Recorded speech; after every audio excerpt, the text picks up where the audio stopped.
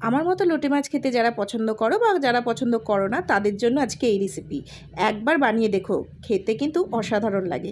তো প্রথমে আমি এখানে লোটে মাছ ধুয়ে পরিষ্কার করে নিয়েছি, তারপর কড়াইতে দিয়ে দিলাম সর্ষের তেল, তারপরে দিয়ে দিয়েছি পেঁয়াজ কুচি, এরপরে কিছুক্ষণ নাড়াচাড়া করে দিয়ে দিলাম টমেটো কুচি, তারপরে দিয়ে দিলাম আদা রসুন বাটা। সমস্তগুলোই কিন্তু পরিমাণ মতো দিতে হবে, যতটা পরিমাণে মাছ নেবে ততটা পরিমাণে কিন্তু এই পরপর মশলাগুলো দিতে হবে। এরপর হলুদ গুঁড়ো, ধনে গুঁড়ো, জিরে গুঁড়ো, আর দিয়ে দিলাম কাশ্মীরি রেড চিলি পাউডার, আর দিয়ে দিয়েছিলাম লঙ্কার গুঁড়ো।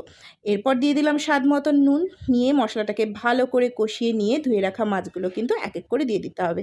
যেহেতু এই মাছ নরম, রান্না করতে বেশিক্ষণ সময় লাগে না, একটু পরেই ভালো করে নাড়াচাড়া করে নিলেই, যে যেরকমভাবে খেতে পছন্দ করো, যে একটু ঝোল খেতে পছন্দ করো সেরকমভাবেই করবে, যে ঝুড়ো খেতে পছন্দ করো আমার মতো তো এরকম ঝুড়ো করে নেবে।